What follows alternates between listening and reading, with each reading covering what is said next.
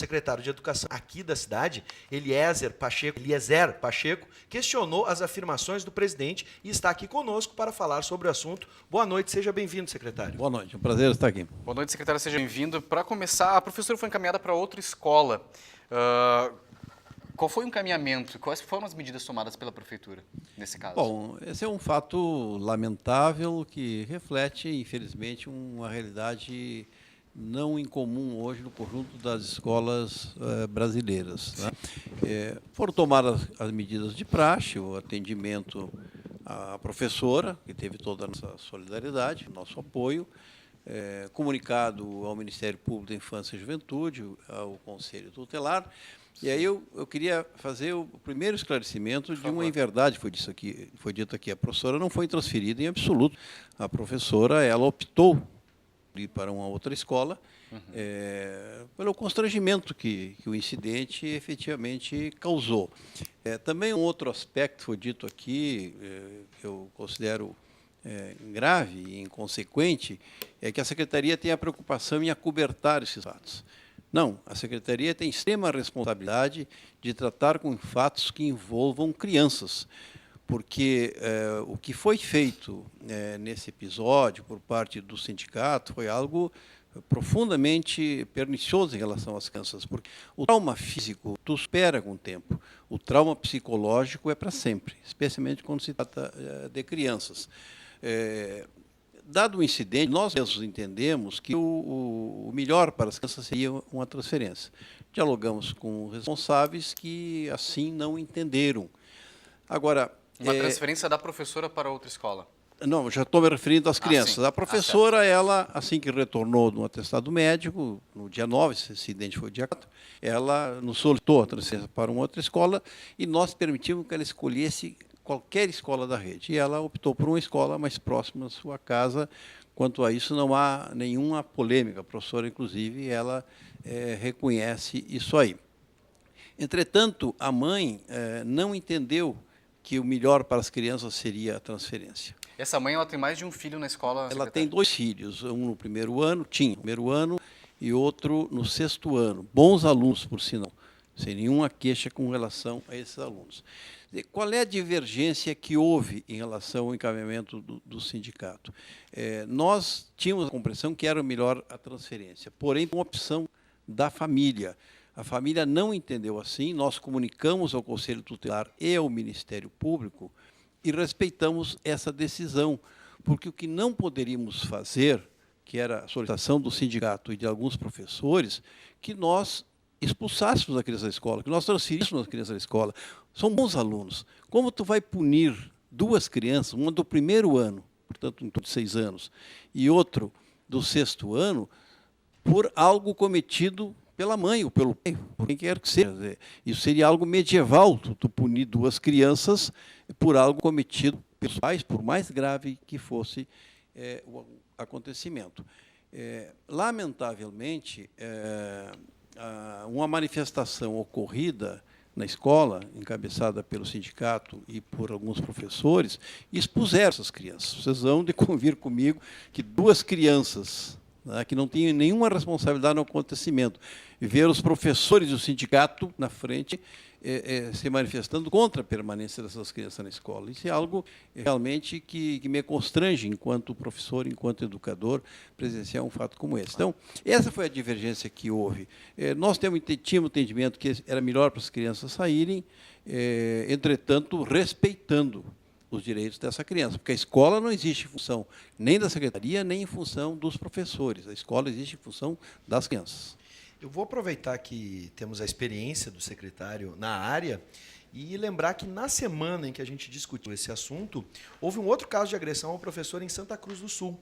Exatamente. Há uma crise, essa foi o objetivo inicial da nossa pauta, quando trouxemos aqui uma educadora da UBRA e também a presença do presidente do sindicato. Nós estamos vivendo essa crise, acho que essa a gente precisa sempre aqui no Conexão S avançar a pauta. E aproveitar com a experiência e com os esclarecimentos do secretário, a opinião dele a respeito disso. Como é que a gente pode encarar a sala de aula hoje em dia? Nós temos uma crise de autoridade e de valores que é mundial. Quer dizer, num país, num mundo em que nações são destruídas, né, como o caso de Iraque, Líbia, Síria, etc., em que a criminalidade campeia, casos, denúncias de corrupção ocorrem diariamente, evidentemente que esses fatos refletem na sala de aula e refletem em todas as instituições. Episódios de violência hoje são corriqueiros, infelizmente, do sistema educacional. Quero registrar que Canoas é quase uma exceção. Canoas tem um aparato de segurança que eu não conheço que outro município tenha. Nós temos guarda, nós temos câmera monitorada, algumas escolas têm botão de pânico, nós temos ronda escolar. Agora, há episódios que é impossível prevenir, como um ato deslocado de uma mãe com problemas emocionais, né, que agrediu uma professora. Isso é impossível tu prever, mas tu tem que tomar as medidas o mais amplo possível para impedir que isso volte a ocorrer. A professora aqui no relato que ela teve ao vivo aqui com a gente por telefone, ela disse que não há guarda municipal nas escolas. Somente em algumas escolas há guarda municipal. Eles fazem uma ronda? Como é o... Não, ela questionou, só para completar, ela disse que a guarda que estaria ali seria para cuidar o patrimônio. Isso. E não especificamente agir em situações dentro da escola. Sim. Nós temos um problema no Brasil, nós temos uma democracia muito recente. Né? Nós, em 500 e poucos anos de história, nós temos 50 anos de Estado Democrático de Direito. Esse é o mais longo período que estamos vivendo agora. As pessoas, às vezes, não entendem que nós temos um certo ritual jurídico e democrático que nós temos que respeitar. Nós não podemos fazer as coisas com base na emoção. O caso da guarda. Bom, as atribuições da segurança são bem definidas. Realmente, um guarda, ele não tem poder de polícia. Ele está ali para inibir e para cuidar do patrimônio. Mas isso não é uma definição da prefeitura, isso é uma definição legal. Sim. Mas nós temos guarda, sim. As escolas que têm curso noturno, no caso do EJA, tem guarda, inclusive, de noite. Né? E temos ainda a ronda escolar. Além disso, como eu falei anteriormente, temos câmeras monitoradas nas escolas. Poucos sistemas educacionais têm o que nós temos. Agora, isso é uma garantia 100%? Não, não há garantia 100%.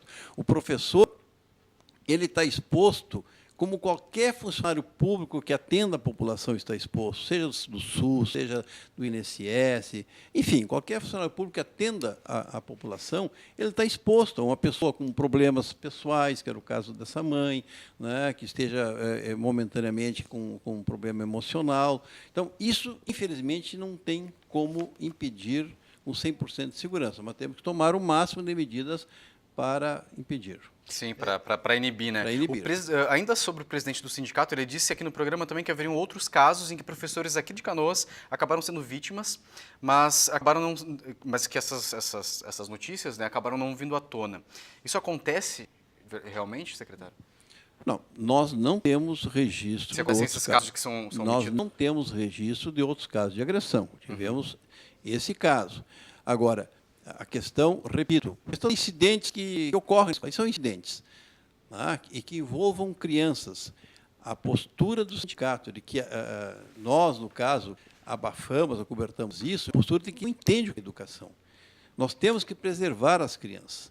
Nós não podemos expor uma criança que se envolva numa situação de violência, de qualquer coisa, porque isso marca essa criança para sempre.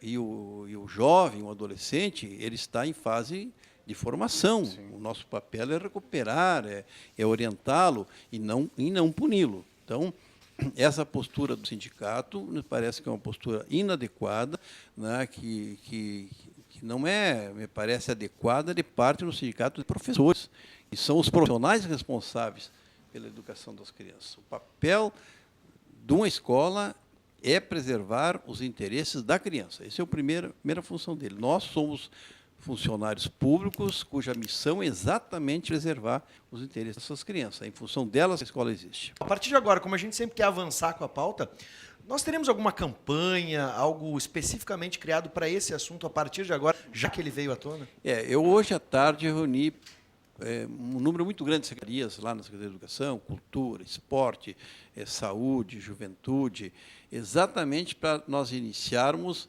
uma campanha pelo desenvolvimento de uma cultura de paz nas escolas. É necessário que nós ensinemos as crianças a resolver de forma não violenta os conflitos que são do cotidiano e que desenvolvam valores como respeito aos demais, respeito aos mais velhos, respeito aos pais, aos professores. Nós vamos lançar uma grande campanha aqui e queremos culminar no final do ano com um congresso da paz, aqui reunindo as escolas, representando as escolas, para relatarmos as experiências bem-sucedidas e trocarmos experiência. Acho que é possível fazer um bom trabalho nesse sentido, né, complementando aquilo que muitas vezes as famílias não conseguem fazer, né, porque nós atendemos realmente famílias mais necessitadas, em alguns casos, né, que têm dificuldades, né, em fornecer aos seus filhos toda a formação necessária. Então, nós faremos uma grande campanha aqui em defesa de uma cultura de paz nas nossas escolas. Secretário, uma das possibilidades, e aqui a gente traz o problema, né, traz o fato, né, e tenta desenvolver alguma solução, né, algum debate que pelo menos a gente planteia a sementinha para modificar.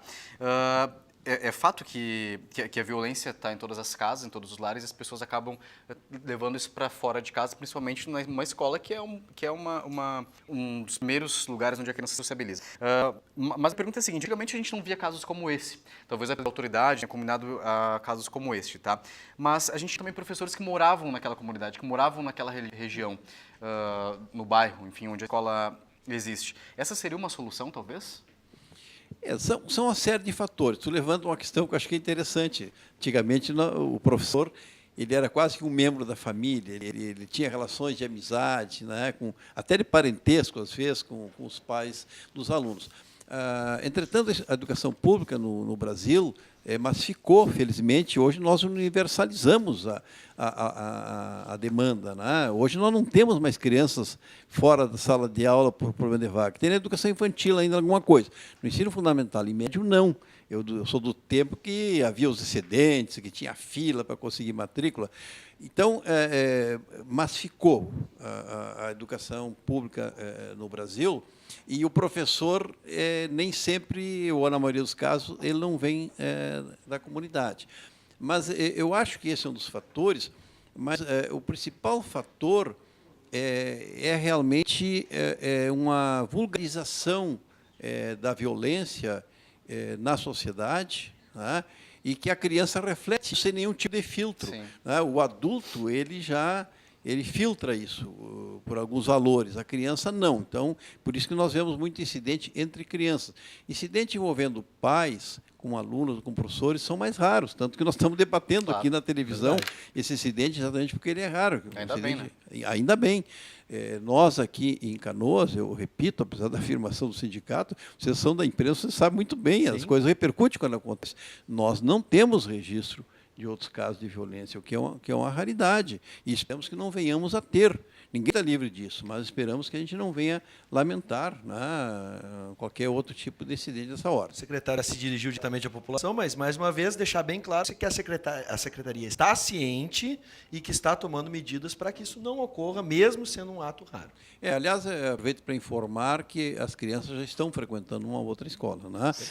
No primeiro momento, a mãe não aceitou, mesmo quando o Ministério Público a chamou na sexta-feira, a mãe não aceitou, que criou um problema, né, para nós e para o Ministério Público. Isso teria implicações mais graves, né, porque a criança tem que estar na escola, mas, felizmente, na segunda-feira nós conseguimos convencer essa mãe e os dois.